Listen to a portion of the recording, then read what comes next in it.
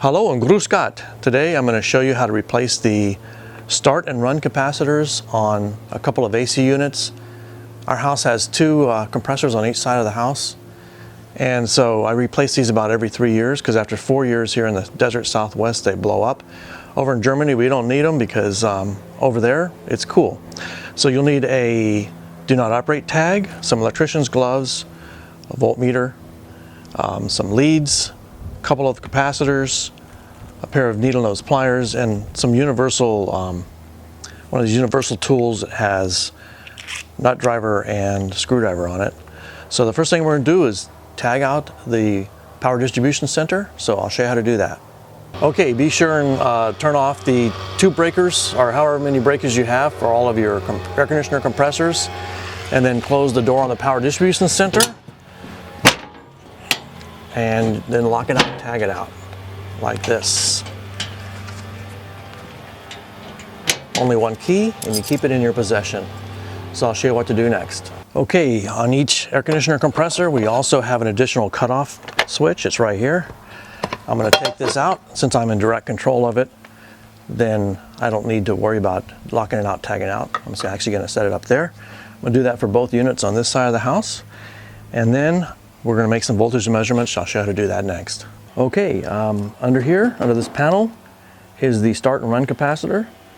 It's actually a dual capacitor. One goes to the scroll compressor, the other goes to this fan that keeps this unit cool for this heat exchanger part. So I'm going to take off this panel and then I'll show you what to do next. All right, I have my voltmeter set on AC volts, and it should auto range up to well past 120 or even 240 volts, no problem. So I'm going to check it on a known good source first. Then I'm going to check the capacitor here to make sure there's no voltage on it.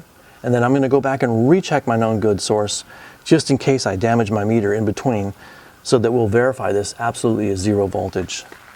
So to do it, we're going to get into here. It reads 120.9 volts AC. That's the RMS voltage. Here we're going to measure, and there's nothing this way. I'm going to measure between ground and each of these, and I have nothing. So we're good there.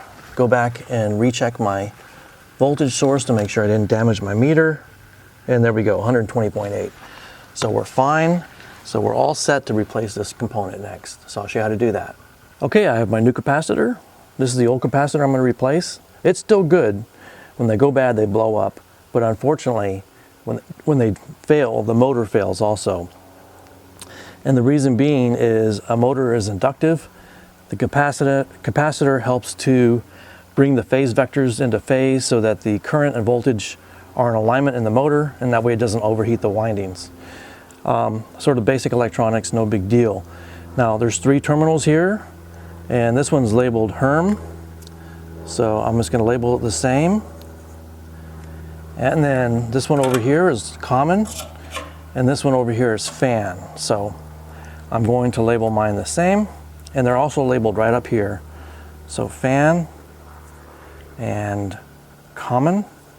Then I'm going to put today's, or this month's on it. It's 02 of 2013. So I know when it's another 3 or 4 years to replace them. Should go no more than 4 years because these fail in the desert Southwest.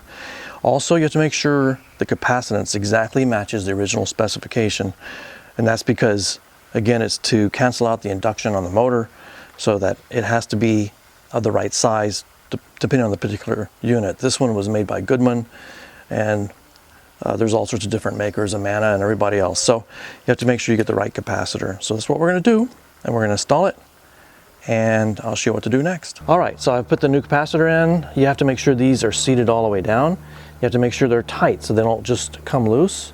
I'm going to reinstall this, put the cover back on, re-enable all the power systems, and then we'll test it out and make sure it works. And that's all there is to it. Thanks for watching.